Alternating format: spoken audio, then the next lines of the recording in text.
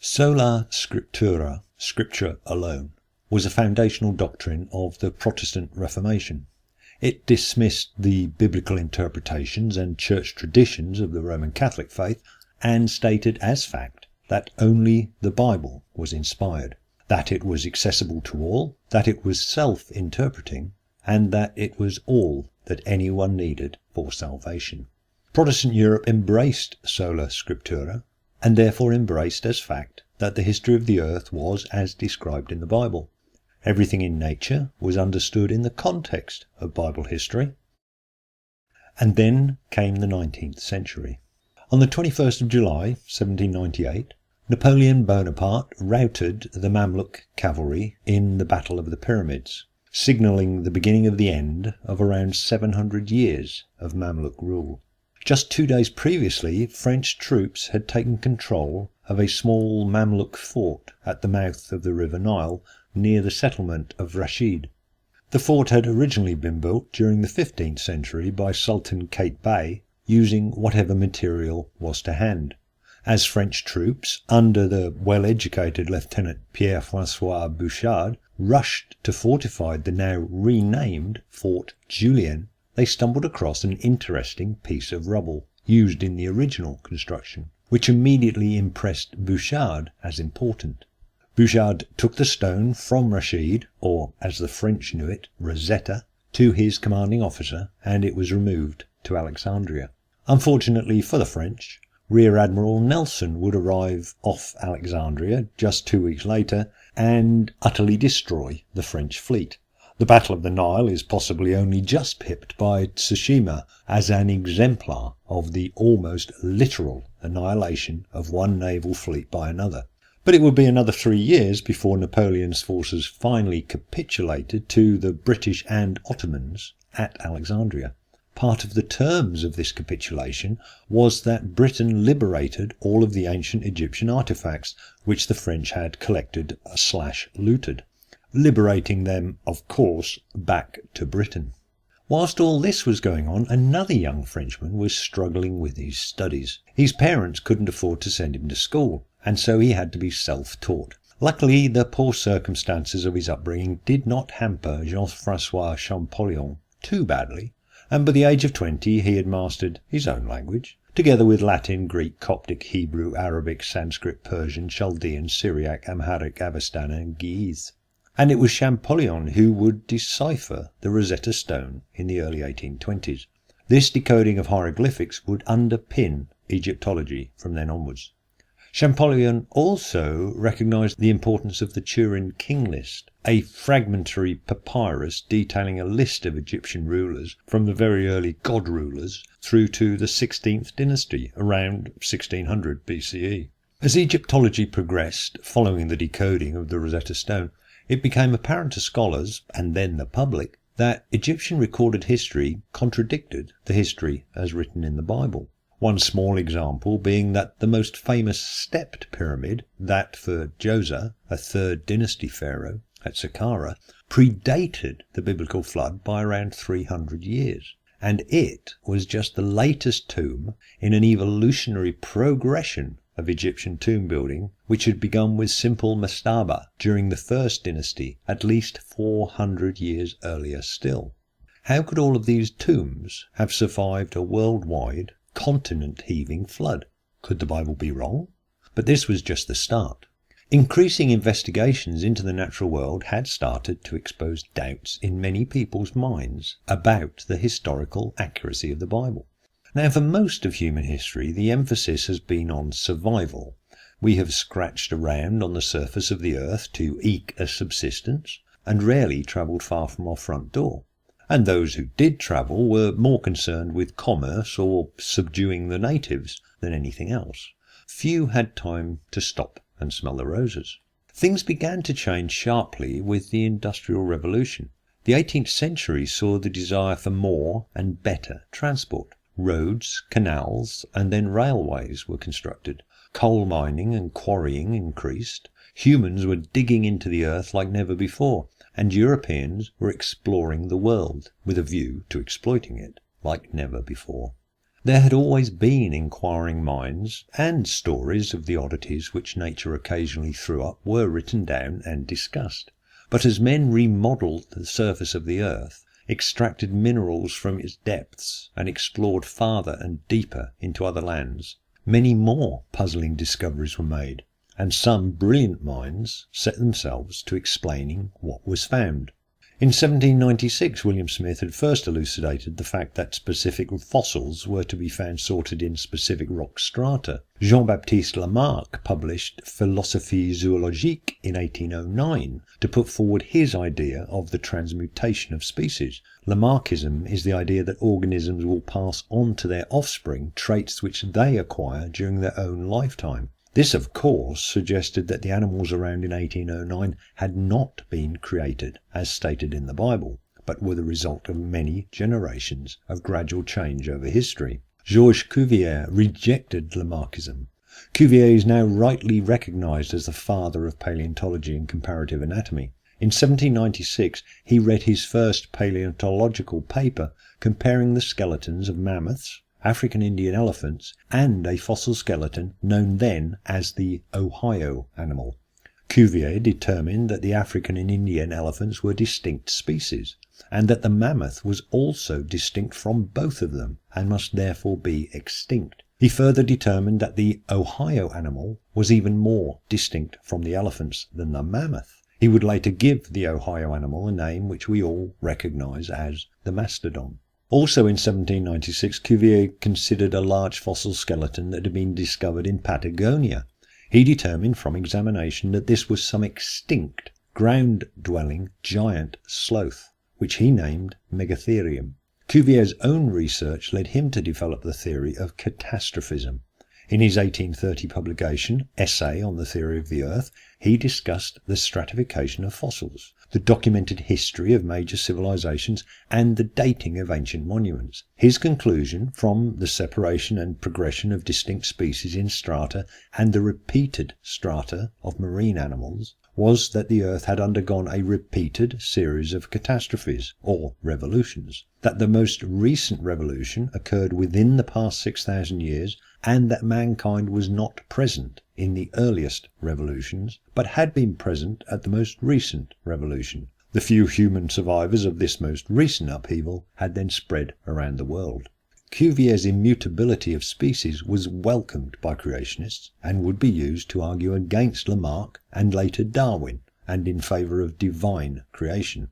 But that different species appeared during each revolution or epoch went against creationism, as did the idea that humans were not around for the start, or that species had gone extinct. Cuvier was widely read and very influential, and whilst his findings did upset certain crucial aspects of Christian dogma, they also supported the idea of a recent biblical deluge.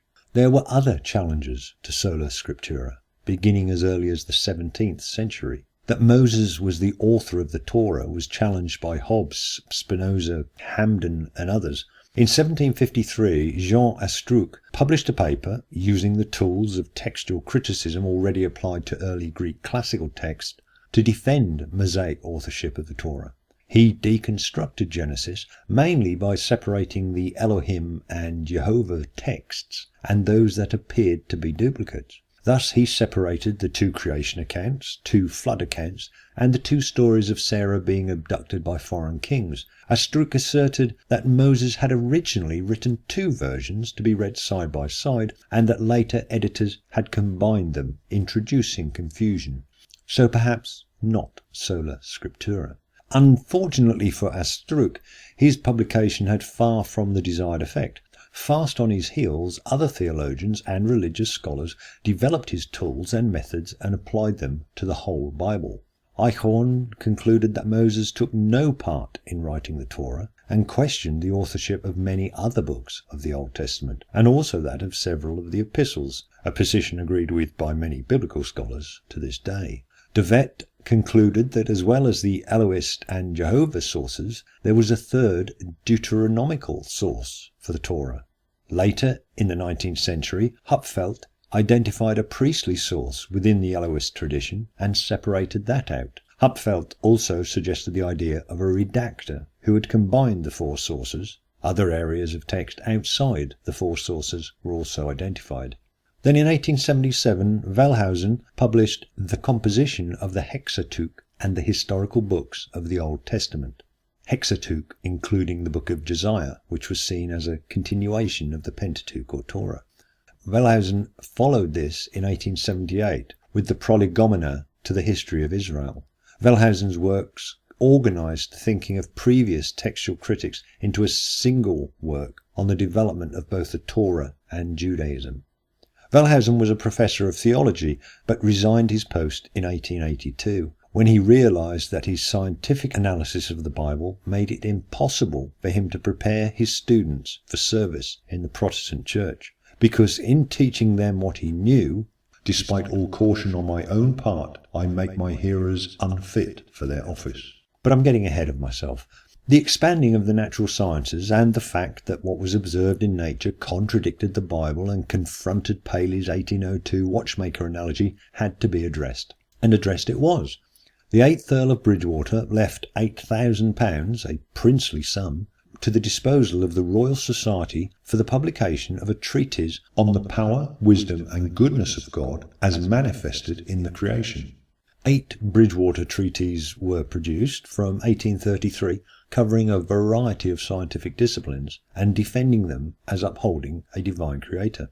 But to defend the Protestant belief against science, the authors had to unanimously throw away Sola Scriptura. Buckland, for example, in defending Cuvier's catastrophism against Lamarckism, abandons the literal interpretation of the biblical creation account. He understands that the stratification of rock could not be the result of a single deluge. To accommodate what was observed in nature with what was read in the Bible, he proposed a gap theory. The Genesis creation account left much unstated, and so the many epochs of the earth, Cuvier's revolutions, occurred in the beginning, which to Buckland was an unspecified period of time.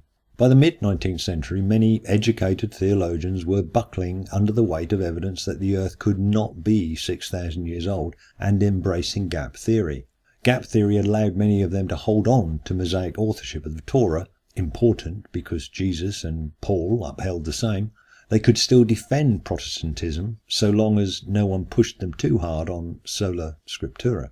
But reality was not done with religion yet. Darwin's 1859 on the origin of species requires no further comment than to state the obvious that it argued against the special place in creation which the Bible afforded humans. Animals evolved and we were just one more evolving animal. Back in the Middle East, at around the same time, and the Europeans and Americans were busy digging up everything that was old and or pretty and shipping it back to their museums. In the process, they uncovered numerous ancient languages which were gradually decoded and presented another problem for the Bible.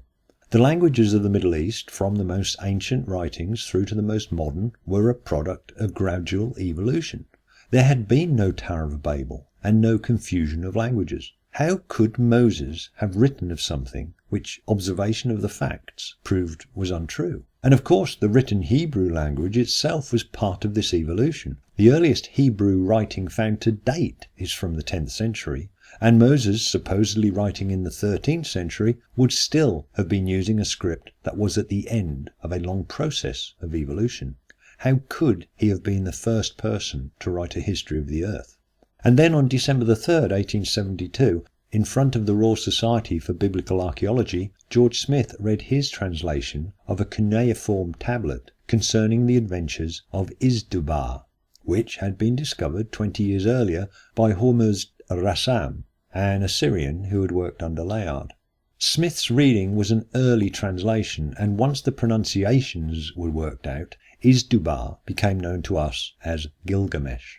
The 11th tablet of the Gilgamesh epic which Smith read to the Royal Society was a flood legend, dated by Smith to around 2000 BCE, many centuries before Moses was supposed to have been writing down his flood narrative, and before there was a Hebrew or even Proto-Semitic script available for Moses to write in. Moses was not the first person to write of a flood. And this was not all that was emerging from the thousands of tells littering the Middle East landscape. These tells were hills created by the simple fact of continued, sometimes interrupted, human occupation of a single place over many generations and many centuries, sometimes millennia. As these tells gave up their secrets, it became clear that they also held stories of creation with parallels in the Genesis story, stories of judgment. The writings attributed to Moses were now neither the earliest, original, or novel in their motifs. I heard one commentator state that the effect of this on the intellectual religious community of the late 19th century USA was akin to a UFO landing in Central Park. It is of course difficult for us to walk in the shoes of the late 19th century American, but we can have some idea of the reaction by the responses we still get from creation apologists today. So some accommodated the observable facts into their belief system. They realized that the early chapters of the Bible could not be taken literally, and instead should be treated as a story to explain the origins of man. Some went into denial. The people who claimed the earth was older than Usher had calculated were plain wrong. They had made mistakes in their findings. Of course, as the evidence mounted, anyone who took the time to examine it realized that there was no mistake. The facts of geology, cosmology, biology, philology, paleography, archaeology, dendrochronology, tephrochronology, geochronology, chronostratigraphy, and more, all agreed and cross-corroborated one another. The 19th century did not begin with a cadre of men full of presuppositions determined to prove the biblical creation story was a myth. It did, however, see the collecting of evidence by men of science and often strong religious faith who followed where the evidence led and bowed to the inevitable conclusion that the Bible is not what Sola Scriptura demands it to be. Of course, some still resist. Either they simply ignore the evidence, often relying on the explanations of detractors rather than doing their own research, or they enter a state of pure denial. The overwhelming consensus of the modern scientific community across all disciplines are wrong. And the book written by a man archaeology can find no evidence for, who had never stepped outside the Middle East, was unaware of the existence of the Americas, the Far East or Australia, who could only observe the cosmos with the naked eye, who could see nothing smaller than a grain of sand, who could climb no higher than the nearest mountain nor dive deeper than the breath allowed,